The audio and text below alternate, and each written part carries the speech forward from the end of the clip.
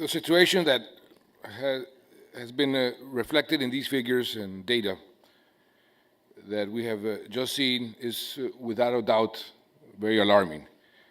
Colombia is suffering, and there's no other word for it, a terrible ecocide before the eyes of the world. 40 years ago, the FARC pretended to be a guerrilla that fought for the people. Today, they are on every major international terrorist group for crimes such as kidnapping, mass murders, and forced recruitment of children. While we are here talking about the environment, the FARC are cutting and destroying the forest in Colombia and contaminating water sources. They are sowing landmines to protect their crops and their labs at the expense of many civilians' lives. Nowadays, as the #1 drug cartel in the world, involved not only in the growing but also in the processing and exporting of cocaine, as well as the attacks against the oil infrastructure, the FARC has added another crime to their long list of horrendous acts, ecocide.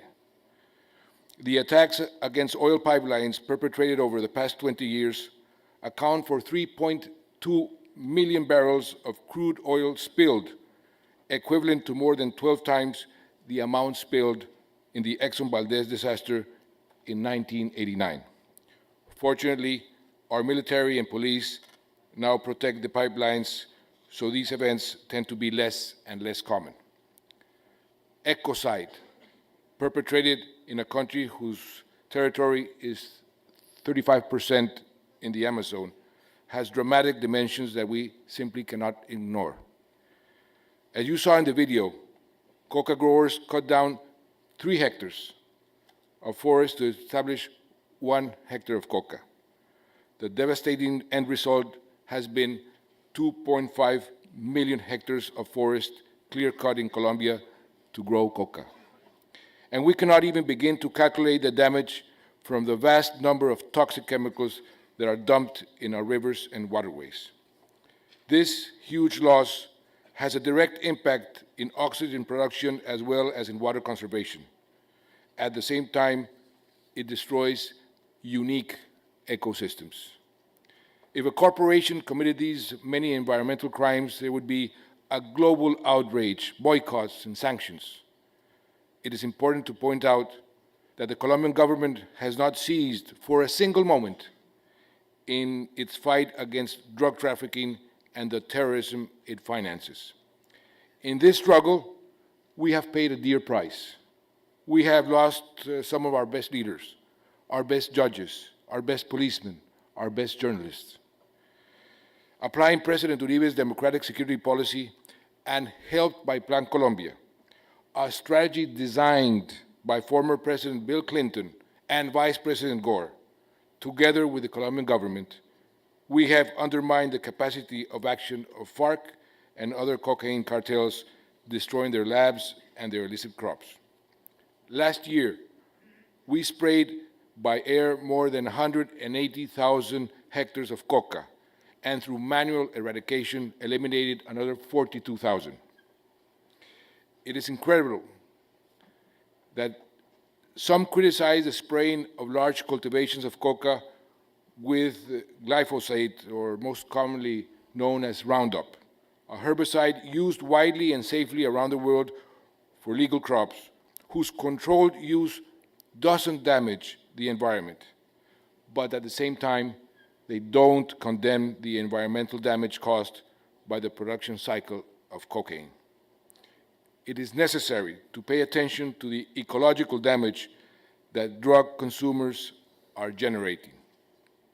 Every time that and every line of coke snorted at a party by well-dressed yuppies in New York, London, or Madrid means several cut trees in the primary forest, contaminated water sources along the Amazon basin, and dirty money to finance terrorism, bombs, and murders that affect the Colombian people and others in Latin America.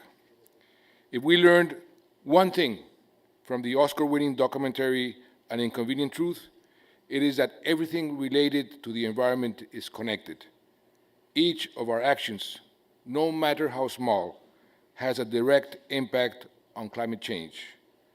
I wonder how many people realize that the carbon footprint of a casual drug user is larger than that of an average person.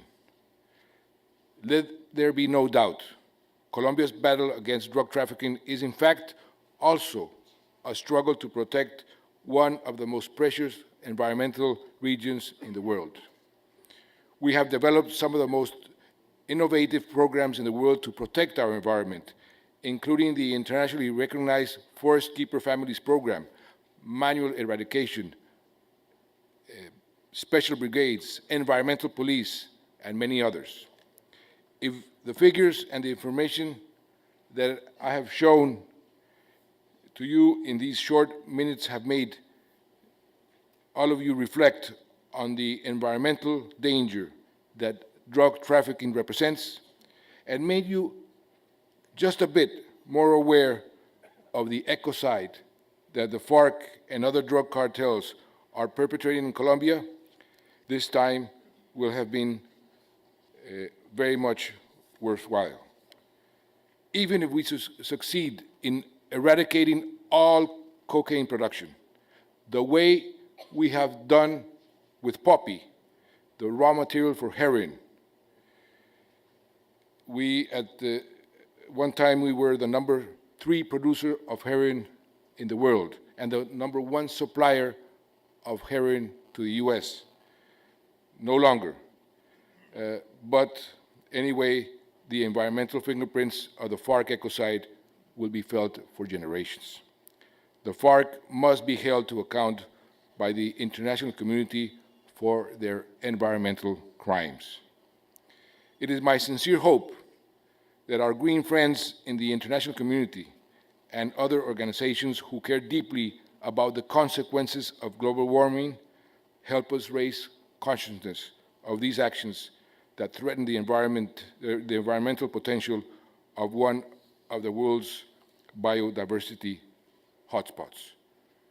Perhaps you can help us focus the debate on the real environmental costs of drug trafficking and of drug consumption so that we can find solutions together to stop this once and for all.